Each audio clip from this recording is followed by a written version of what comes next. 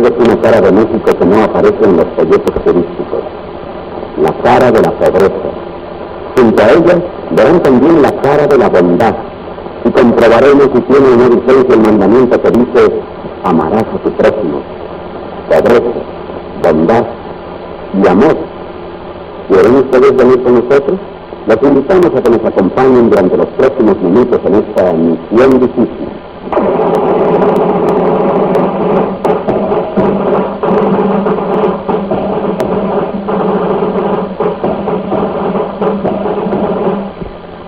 Su atención, por favor, pasajeros de Mexicana de Aviación a Oaxaca, favor de abordar su avión con la puerta número 3.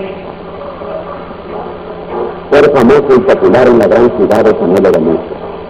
Quienes logran éxito en la capital tienen muchas satisfacciones y muchas comodidades, y no cambian muy gustosamente por las fatigas y penalidades de un lugar inhóspito, donde hay que cumplir excepcionalmente una misión difícil, como esta que se inicia en la puerta 3 del Aeropuerto Internacional de la Ciudad de México. En el mapa de México se aprecian regiones enormes, donde los poblados parecen estar tan distantes entre sí como las estrellas lo están en el firmamento. Entre casería y casería, nada. Solitarios parajes, silenciosos y agrestes como si estuvieran a la espera de la primera huella del hombre. Sin embargo, allá abajo hay algo. Hay alguien. No lo vemos porque vamos volando muy alto y desde aquí nos sentimos tan superiores y poderosos como el gran señor de la Torre de Marfil, encerrado pero feliz entre las 4 paredes de su mundo lujoso y confortable. Para ver con claridad las cosas de la tierra, habrá que caminar los infinitos senderos de las tierras, de la llanura, de la selva.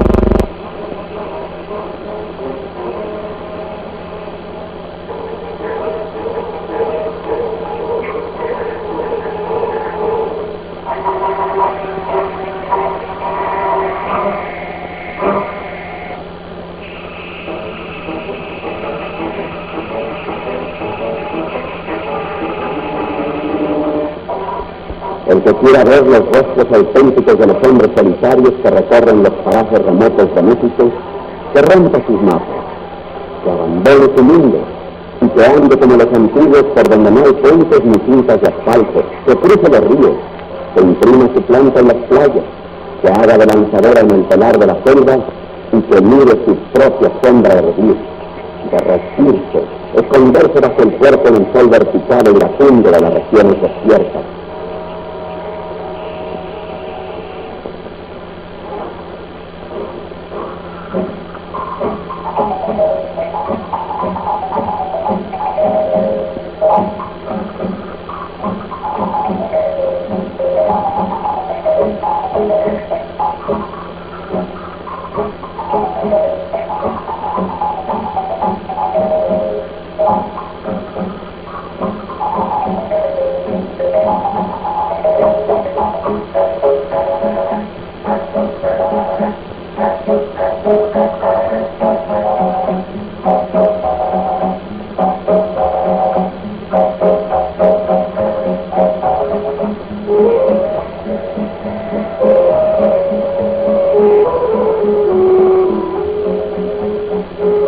Por la Tierra Madre del Sur es el objetivo de nuestra misión difícil. Sin más imágenes será el medio para convertir nuestra curiosidad ociosa y turística en una empresa útil, positiva. El primer requisito para andar por la Tierra es hacerse acompañar por alguien que conozca el territorio. Y qué mejor guía que uno de estos hombres de sotana blanca que encontramos en su centro de operaciones en Salina Cruz, Oaxaca. Ellos son los oblatos de María Inmaculada, misioneros que aquí, en el istmo de Tehuantepec, en la Sierra Alta y en la Sierra Baja, hacen la misma clase de trabajo que sus hermanos oblatos del Polo Norte, de Ceilán, de Bolivia y de la Jucolandia. Estos son los misioneros que van a donde nadie quiere ir y que se quedan donde nadie quiere quedarse. El Papa Pío XI llamó a los oblatos especialistas en misiones difíciles. Y puesto que esta es una misión difícil, ellos serán nuestros compañeros de viaje. El oblato está acostumbrado a cambiar la vestimenta eclesiástica y la austera comodidad de su casa en Salina Cruz por la ropa de viaje y los implementos de su trabajo para la vida ardua del misionero en tierras de Guaves, de Chontales y de Zapotecos.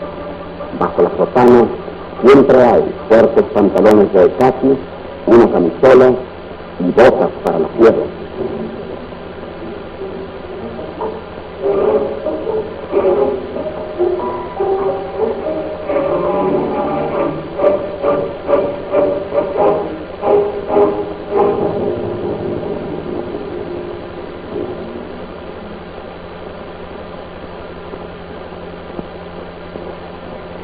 Temprano en la mañana se inicia la etapa más dura del viaje.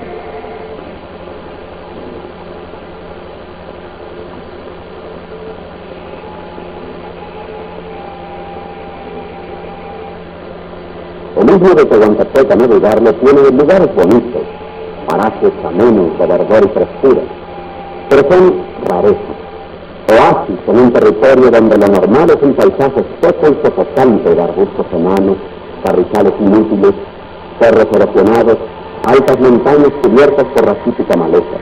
En las tierras bajas, algunas más bajas aún que el nivel del mar, suele soplar un ventarrón candente que agosta y marchita todo lo que toca.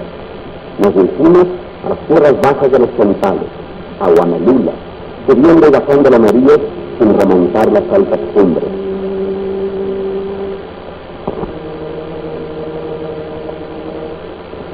Aquí viven los Chontales, refugiados en el triángulo sin comunicaciones modernas que queda entre Oaxaca, Puerto Ángel y Salina Cruz. Perdedores de la guerra contra los zapotecas en 1436, los Chontales quedaron literalmente arrinconados entre el mar y la montaña, protegidos por su aislamiento, pero también ajenos a la evolución del mundo externo. En este año de 1969, se cumplen exactamente 4 siglos de que los Chontales fueron sometidos al dominio español.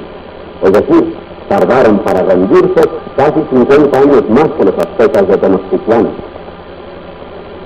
Los misioneros dominicos, incansables pacificadores y constructores, fueron los primeros que trataron de trasplantar aquí la civilización de los europeos.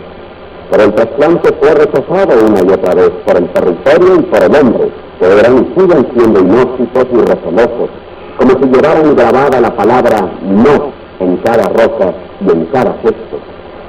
Sin embargo, sería un error generalizar, decir que todo sitio y todo hombre es igualmente inaccesible y prohibitivo en la tierra Chontal. Esperamos hallar en alguna parte una sonrisa, una mano extendida, así como nos encontramos de pronto con la sorpresa esmeralda de un valle húmedo y fértil donde la misa y el cañaveral prometen una estancia menos óptima.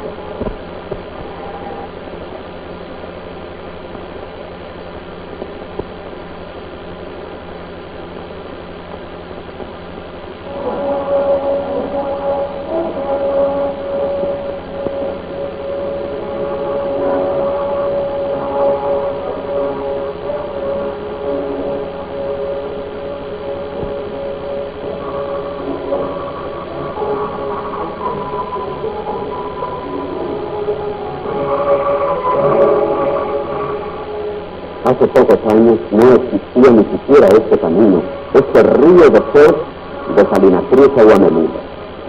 Apenas en 1961, y conducido por un oblato, el primer vehículo de motor que se internó por estas tierras tuvo que detenerse ante la falta de vía transitable. El misionero abrió con sus propios brazos, casi sin ayuda de nadie, una brecha de varios kilómetros para penetrar con su viejo jeep hacia el corazón de la zona Chontal.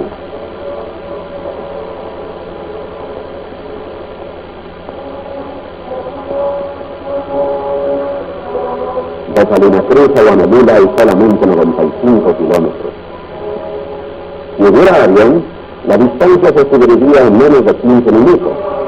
Por carretera pavimentada quizá en 1 hora y media. Pero esta brecha demanda 9 horas en tiempo de seca y nadie sabe cuántas en tiempo de lluvia.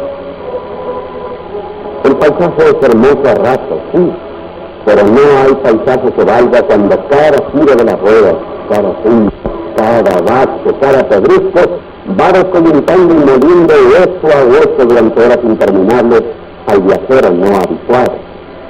Yo la dije, Carrizal, Rincombama, Santa Gertrudis, Miramar, Morro, Mazatán, Sacila, Garrapatero, nombres oídos de paso como entre sueños, empiezan a nadar en la cabeza cuando el intenso calor de la jornada embota las sensaciones de tiempo y de lugar.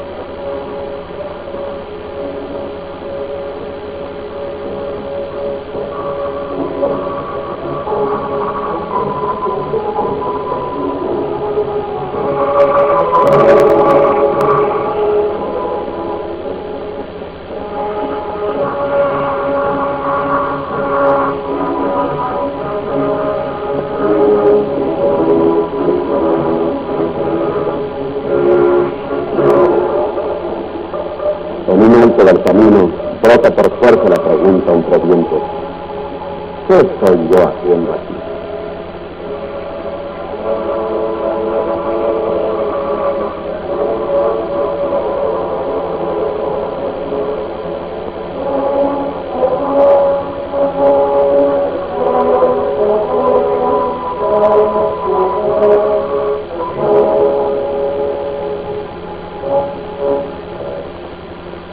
Si la zona fuera rica, si produjera mercaderías cuantiosas, si la población fuera considerable y exigente, habría quizás una carretera moderna. ¿Pero qué es Guamolila? ¿Y qué es Azpata, Boca de Cántaro, Río Papaya, Palo Grande, Santa Rita, La Barra, El Coyol? ¿Qué producen? ¿Qué venden? ¿Qué compran? ¿Cuánto pagan de impuestos? Pues esto es Guamolila. Pueblo de 1.200 o 1.500 centavos. Hay 8.500 más desparramados por los pueblos y rancherías de los alrededores en pequeños grupos de 30, 75, 260, hasta 500.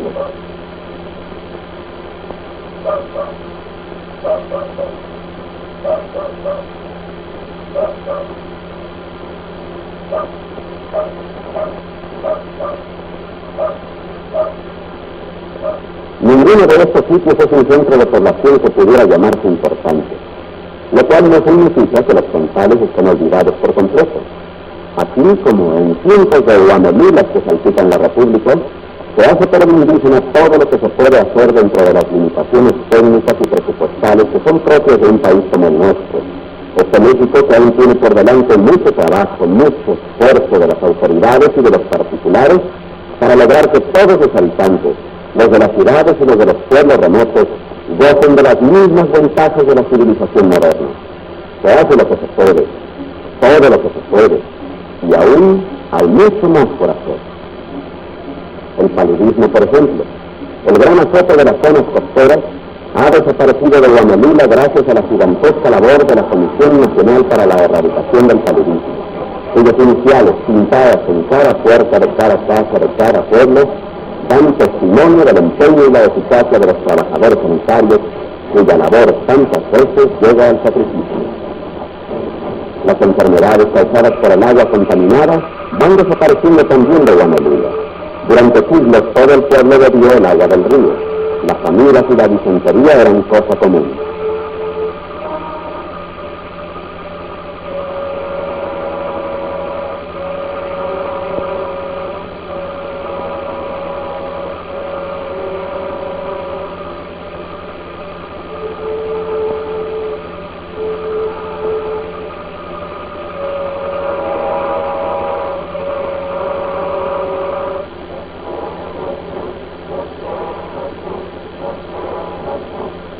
Aquel primer oblato que llegó abriendo brecha hace algunos años resolvió que había que perforar un pozo. Ningún habitante del pueblo quiso ayudarle. Al cabo de 3 largos meses de taladrar la roca junto a la iglesia hasta una profundidad de 7 metros, el agua brotó.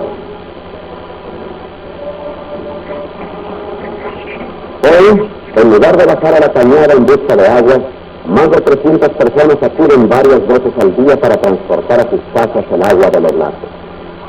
El que abrió la brecha de Guamolila, el que llevó el primer automóvil, el que perforó el pozo, el que introdujo la primera bomba de agua, el que puso la primera y única planta de luz, el que reconstruyó la vieja iglesia del siglo XVII, el que la vio agrietarse de nuevo por un terremoto, el que cumplió con creces su misión difícil en Guamolila, Es ahora simplemente el párroco de la Iglesia de la Santa Cruz, Centro Oblato del Istmo de Tehuantepec en Salina Cruz.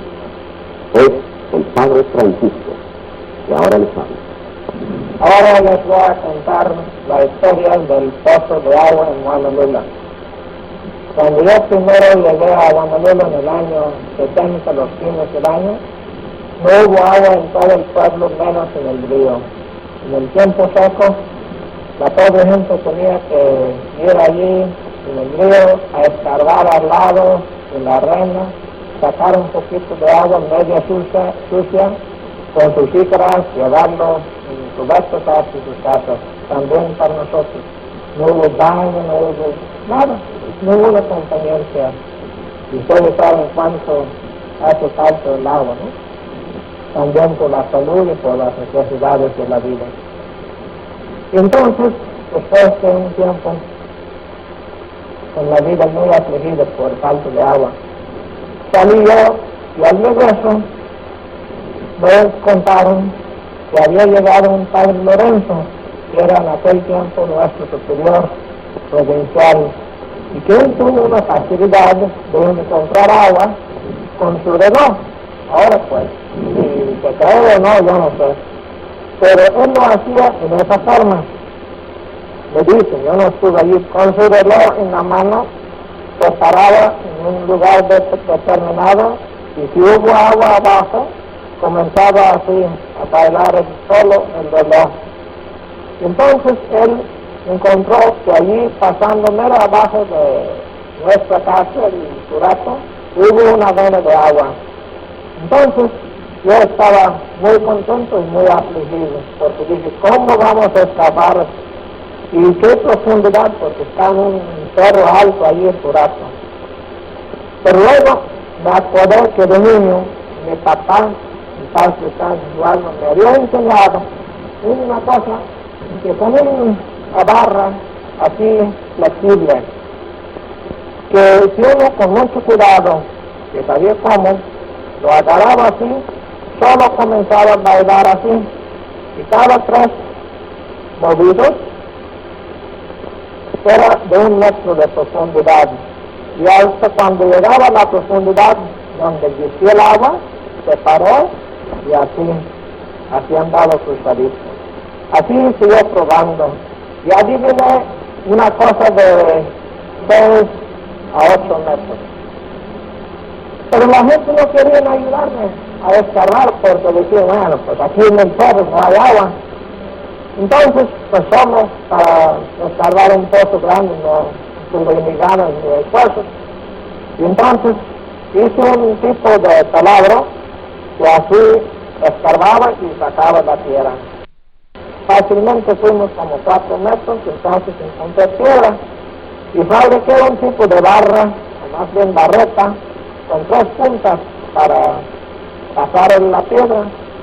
Y un día, como a 7 metros, saqué mi cuchara con que sacaba la tierra y estaba limpia de tierra, pero mojada. Y me fijé allí, agua. Corrí rápido a la casa y saqué una latita con un cordón, lo bajé allí y saqué una latita de agua. Lo pasé por de esos aparatos para filtrar agua y entonces lo tomé. Y agua dulce. Y entonces dije yo, qué bueno, ahora tenemos agua. Fuimos allí a los vecinos y todos sí creyeron. Y llegaron y todos ofrecieron trabajar. Hicimos el pozo con mucho trabajo, le pusimos ahí ladrillo, lo enterramos bonito. Pero entonces dije, bueno, agua, pero para sacarlo necesitábamos una bomba. Y gracias a Dios, entre unos amistades míos que querían ayudarme, nos dieron así suficientes fondos para poder comprar una bomba de agua y al mismo tiempo conseguimos una planta de luz por la generosidad de ellos y ahora en esa forma pues tiene luz y tiene agua allí el pueblo. Ahora, pues claro, todo eso no es gratis hasta cuando uno tiene las máquinas, porque las máquinas necesitan combustible. El combustible, aunque es diésel, no cuesta tanto, pero hasta para llevarlo allí, el puro flete, son 25 centavos el kilo, y así pues, esa es la historia de mi esposa.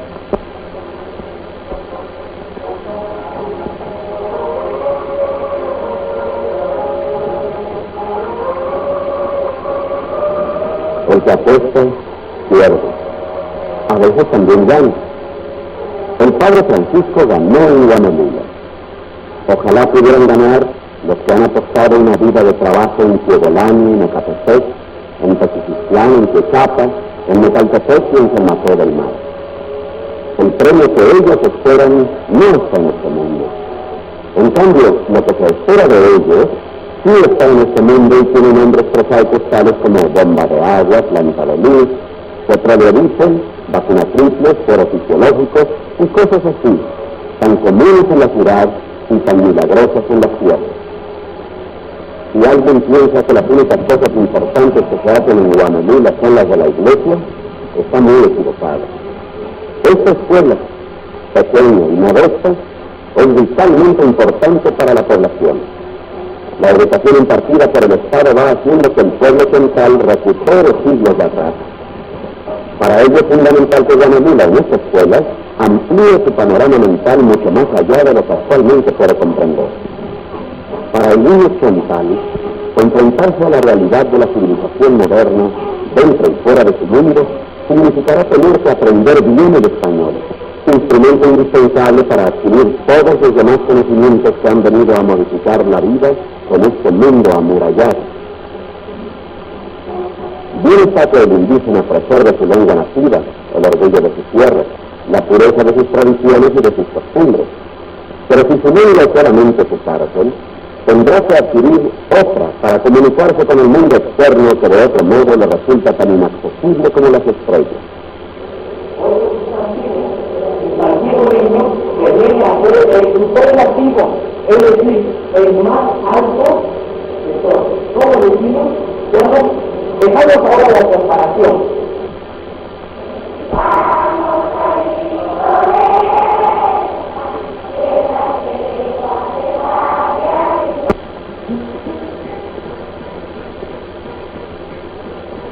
Para cantar el himno de México es preciso conocer el idioma en que fue escrito.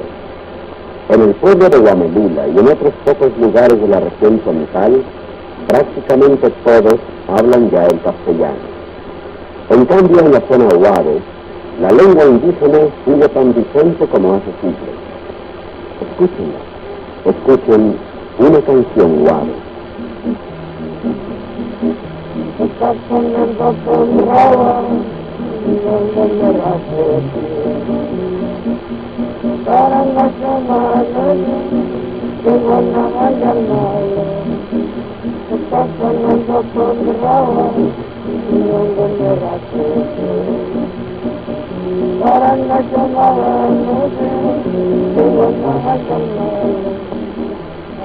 Pobre lengua de los Huaves, tan apacible y tan humilde.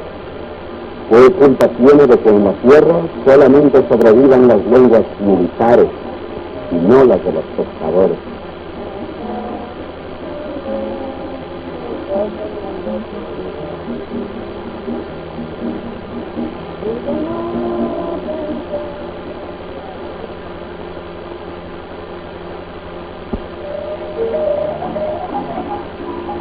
En esta pequeña clínica construida personalmente por los padres Orlazos, se imparten primeros auxilios, se distribuyen algunas medicinas y se atiende a los heridos. Está regularmente equipada, pero falta lo más importante, un médico. Es decir, falta algo más que un médico. El que venga aquí tendrá que ser casi un santo dispuesto a trabajar de sol a sol, sin esperar la fama ni el dinero. Tendrá, sin embargo, una motivación enorme, la certeza de poder salvar vidas por centenares. Basta decir que en toda la zona que cubren las misiones de Oblatos, con una extensión aproximada de 8.000 kilómetros cuadrados, que abarcan 106 pueblos y más de 70.000 habitantes, no hay un solo médico permanente, excepto en la ciudad de Salina Cruz. Resultado, niños ciegos, panteones repletos de tumbas chiquitas.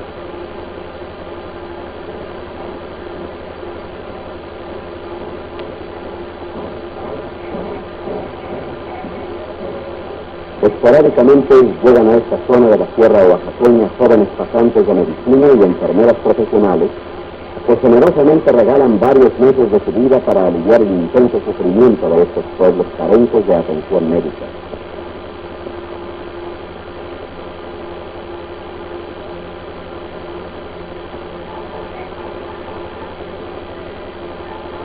Su ayuda es muy valiosa, pero no es permanente, porque al cabo de unos meses, los jóvenes deben regresar a hacer su vida en las clínicas y hospitales de la ciudad.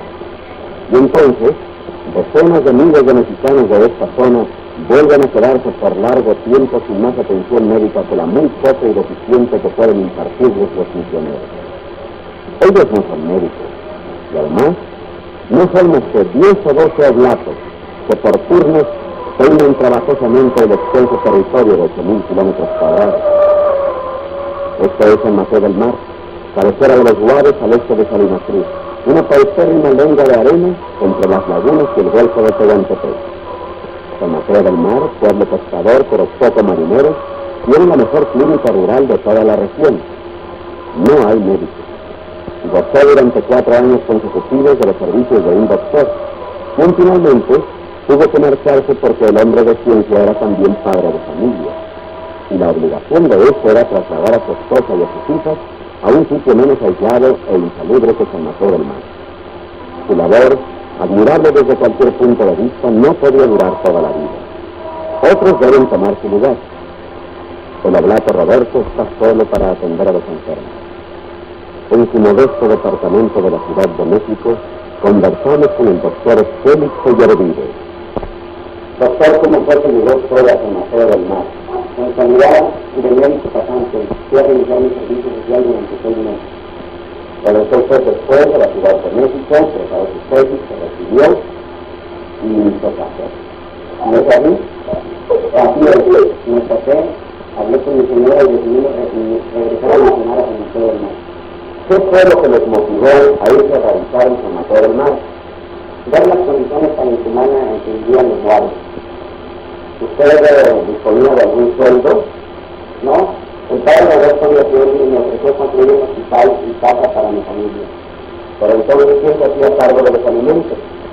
Bueno, una semana los compraba él y otra semana los compraba yo. Cobraba usted algo por las consultas, relativamente poco, 3 a 5 pesos, la mayoría de las veces un poco de pescado que aportaba la gente, borrego o una gallina. ¿Encontró usted dificultades para que fuera aceptado su trabajo? Sí, fue muy difícil al principio sensibilizar a la comunidad. Los viejos, las curanderas, las comadronas siempre se pusieron al trabajo médico. ¿Cómo es en general la gente de las comunidades guaves? El guave por sí es muy supersticioso. Recuerdo una anécdota que le pasó al padre Roberto Villafiori en San Francisco del Mar, comunidad guave. El padre tenía que ir a misionar a esa comunidad en Cayuco, tenía que remar varias horas. En una ocasión, al entrar al templo, me encontré a San Francisco del Mar con un sombrero.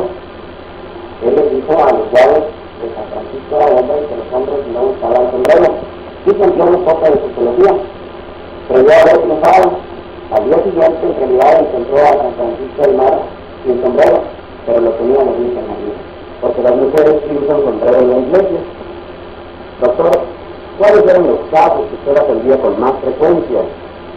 Casos y una gran cantidad de heridas por arma blanca. ¿A qué se debe su abundancia de heridos? Principalmente la alcoholismo. ¿Usted cree que hay una gran mortalidad infantil en San Mateo del Mar? No creo, aseguro, sobre todo por tétanos del recién nacido, ya que las comadronas cortan el cordón umbilical con su luna. ¿Usted hace cuánto tiempo que regresó de San Mateo? Hace 4 meses. Y hay esperanzas de que haya pronto un médico. Ahorita no hay médico, pero estamos tratando de que pronto llegue un médico a San Mateo del Mar. Regresé con algo valioso de San Mateo del Mar. Yo regresé de San Mateo del Mar como entré, sin ninguna ganancias económicas, pero me queda la satisfacción de haber ayudado a mis compatriotas como hoy hago mi trabajo en el Seguro Social. a falta de otra persona a quien recurrir en caso de enfermedad, los guares de San Mateo del Mar llaman al curandero. Este practicará una curación que consiste en acostar al enfermo sobre una cama de pencas de asfalto, cubriendo esta con una red para pescar que se llama atarraya. Sobre la red se colocan hojas verdes. El ritual requiere que sea paseado alrededor de la enferma un paño negro. Todo tiene su explicación. La red sirve como camuflaje para que los espíritus no encuentren el que buscan. El paño negro es la oscuridad que confunde todavía más al malo. Si el ramo de hojas verdes se seca, quiere decir que el enfermo pronto va a morir. Pero si dura hasta el día siguiente, se pone un ramo nuevo y el usado se tira en la calle para que el espíritu tome a la persona que lo quise y ésta se lleve la enfermedad.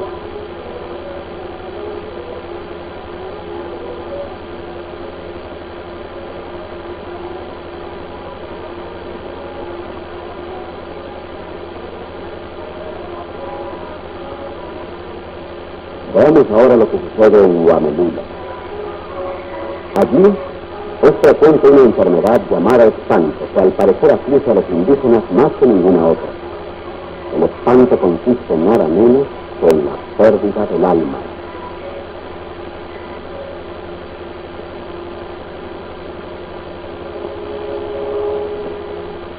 Si alguien pierde el alma por el camino, regresa de inmediato a su casa y manda llamar al curandero. Le dará mezcal, le dará gallina, le dará tortilla para que salga a buscar el alma. Si esta solamente se perdió, bastará con que el curandero la recobre de la tierra, pero si los espíritus se dieron cuenta y se la llevaron, la cosa es más complicada. Será necesario hacer una limpia.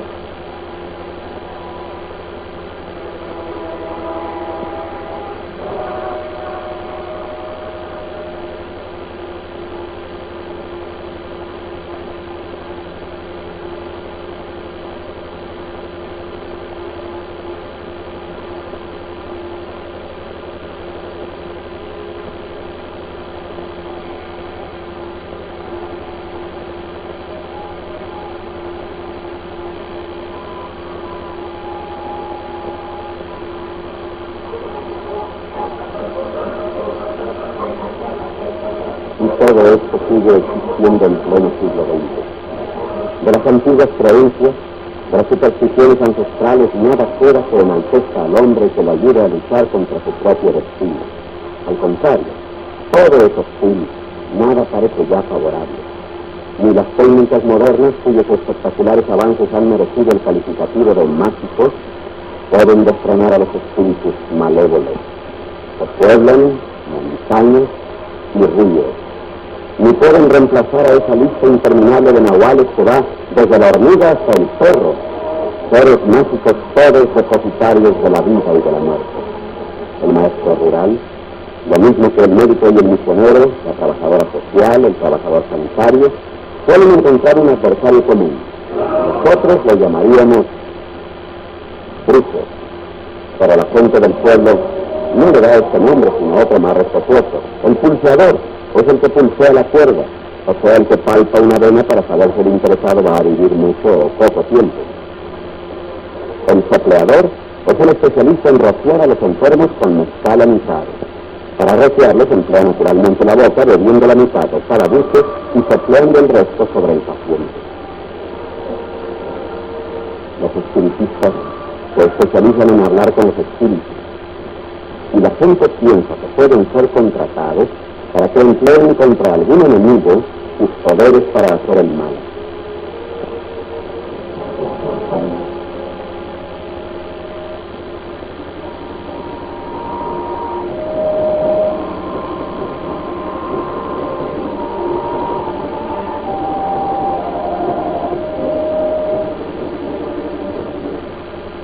Extraen huesos del cementerio, los muelen y ponen el polvo en las ropas de la supuesta víctima. Finalmente tenemos a los especialistas en diligencias, que pueden ser también muy nocivos cuando impiden que los enfermos reciban atención adecuada y oportuna. Por ejemplo, si una criatura es vacunada, no será remoto que el brujo aconseje que se le pincen las yemas de los dedos con espinas para sacarle el veneno de la inyección en cuanto el vacunador de la espalda. Esto, que ya es cosa del pasado en muchas comunidades indígenas incorporadas a la vida moderna del país, es aún muestra del grado de ignorancia y desconfianza que impera en algunos pueblos de la tierra oaxaqueña.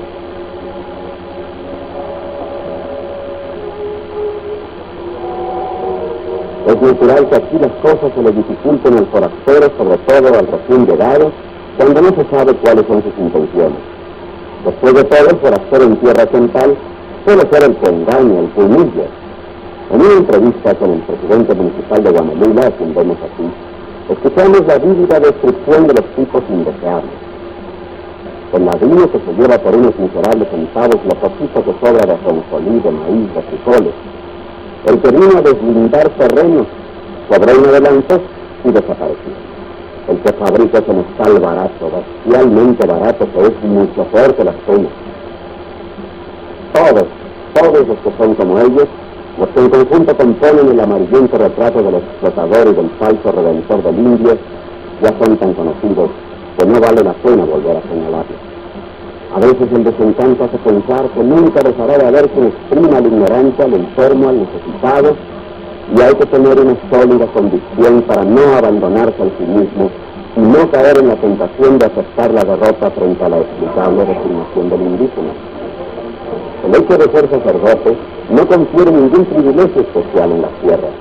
Hay que usar discreción y bondad y ternura para romper la terrible muralla del silencio y de la resignación. Con infinita paciencia, el sacerdote anda en los pueblos y en el monte, logrando una pequeña victoria aquí y otra más allá, esperando días, semanas, tal vez años, para subir con paso cauteloso al encuentro de la comprensión y a la conquista última de la confianza. Aunque de pueblo en pueblo varía el grado de aceptación que se otorga al misionero, por lo general puede moverse con libertad en busca de ocasiones para servir, que son resquicios para penetrar a lo más íntimo del individuo y de la familia. Y vemos al misionero que va a atender a un hombre cuya labor fue interrumpida en el campo por la mordedura de una serpiente.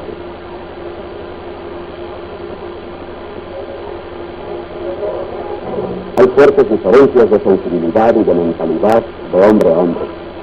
Existe la tremenda barrera de los idiomas y de los dialectos, pero el misionero encuentra de algún modo vías de comunicación y maneras de superar las dificultades del medio, adaptándose a él sin pretender torcerlo a su capricho. El oblato debe saber convivir con su grey, entregarse a ella. Sin embargo, no podrá ser idéntico a los demás habitantes de la comunidad, a pesar de su humildad, de su pobreza y de la austeridad de su ministerio. Siempre habrá alguien más humilde, más pobre, más cansado que el propio misionero. Él será siempre un forastero que no pertenece al término nosotros, sino al término ellos. Un organismo insertado pero no asimilado, un hombre que no actúa como los demás, que resulta exótico por su lengua, sus costumbres, su ropa.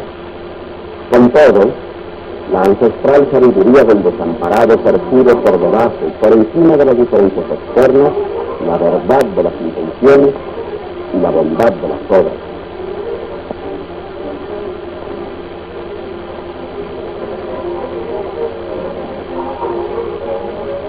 El desamparado sabe, porque posee igual que todos los hombres la noción del bien y del mal, que quien predica con el ejemplo es digno de confianza.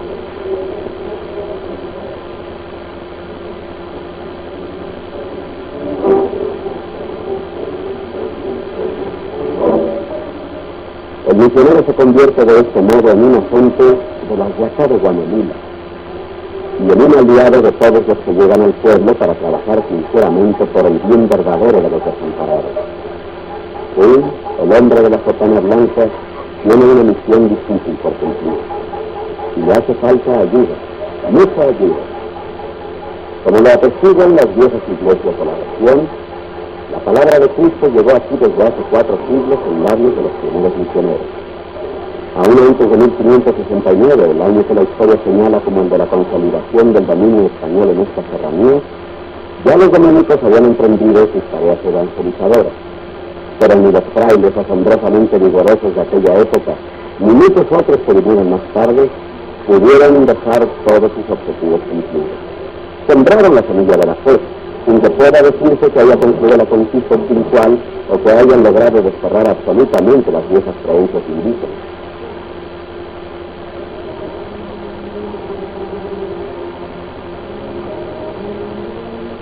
Una y otra vez, los misioneros fueron vencidos hasta por los terremotos.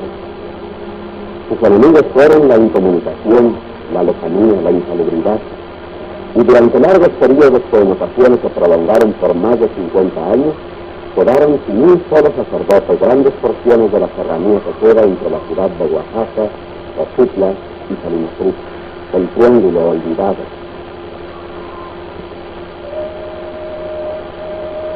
Hace pocos años, los oblatos de María Inmaculada fueron enviados a reanudar el trabajo de las antiguas misiones. El padre Ramírez Ramírez nos habla a continuación.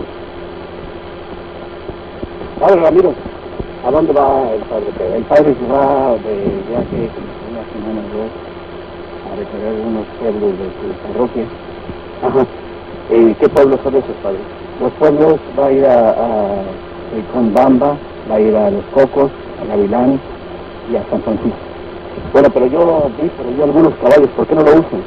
Es que por ahí no entran caballos, no puede, el caballo está muy, la sierra está muy empinada y no se ven los caballos para allá. ¿Cuánto tiempo juzga usted que estará él ocupado en esta misión? Como 2 semanas más o menos. ¿2 semanas? 2 semanas. ¿A pie? A pie. ¿Y qué hará exactamente o qué misiones lleva? Pues principalmente predicar la palabra de Dios. Sí. Decir misa para la gente, si hay enfermos también llevan medicinas, alguna emergencia. Sí. Y también hablar con la gente, conocerla, darle a saber que está para servirles en lo que se pueda. Padre, ¿cuántos misioneros son? Somos 10 misioneros distribuidos en 5 parroquias, en Salina Cruz, Guanelula, Tequistlán, San Mateo del Mar y Tietlapa. Padre Ramírez, ¿y usted en cuál está precisamente? En Tequistlán. ¿Y en Tequistlán qué idioma o dialecto habla? En Tequis hablan español. La mayoría de la gente, hay algunos ancianos que todavía hablan central. ¿El zapoteco no se habla por ahí? Sí, en las sierras vemos muchas aldeas donde se habla zapoteco y también zontal. Entiendo que el zapoteco tiene varias lenguas o dialectos. Correcto, hay 7 dialectos en el zapoteco, es decir, 7 dialectos mayores y hay 3 menores. Y también se dice que en todo Oaxaca hay 232 idiomas o dialectos. Padre, ¿cómo le hacen para entenderse entre sí? Pues ese es el problema, no se entienden. ¿Y ustedes cómo le hacen, digamos, para decir la misa? Pues ahí tenemos otro problema, la gente no nos entiende. Naturalmente que la misa la celebramos en español y por alguna casualidad hay algún nativo bilingüe, lo usamos como intérprete. Padre, le doy una pregunta curiosa. ¿Tienen vacaciones los misioneros? Sí, Gerardo, tenemos 2 semanas de vacaciones. Bueno, y además de eso tienen sueldo. Estamos supuestos a recibir 800 pesos mensuales, pero nunca los vemos porque nuestras parroquias son pobres, no podemos exigir ese sueldo. Es decir, no pueden obtenerlo, pero entonces alguien sostiene las misiones. Bueno, que sí, amigos, benefactores sostienen las misiones, cualquier persona que quiera donar algo para las misiones. Con eso nos mantenemos y también asistimos a la gente. ¿Qué pasaría en estos lugares si se retiraran las misiones? Pues claro, es hasta triste pensarlo. Si los sacerdotes, los misioneros se retiraran de las misiones, eso quiere decir que la gente se quedaría sin sacerdotes, sin el pastoral que se está dando hasta este momento, y en los servicios sociales que le estamos brindando a nuestra gente. Bueno, y a propósito, ¿qué se necesita para seguir esa labor social y pastoral de usted? Pues necesitamos fondos, naturalmente. Y también, si algunas personas quisieran donar medicina, ropa, federal. Padre Ramiro, digamos que les hace más falta a ustedes, alimentos o medicinas. Primero no se puede decidir porque necesitamos urgentemente ambas cosas. Y aparte de eso necesitamos tractores, jeeps, picos y palas, un saco de maíz, juguetes, ropa, lo que se pueda obtener, todo. Muy bien, y ese es todo, padre. ¿A dónde se puede mandar si la gente quiere ser tan amable de ayudarlos? Pues podrían mandarlos a nuestro centro principal en México, Distrito Federal, en Balseta, 93, México 4, Distrito Federal. Y Balseta 93, México 4, Distrito Federal. No quieren.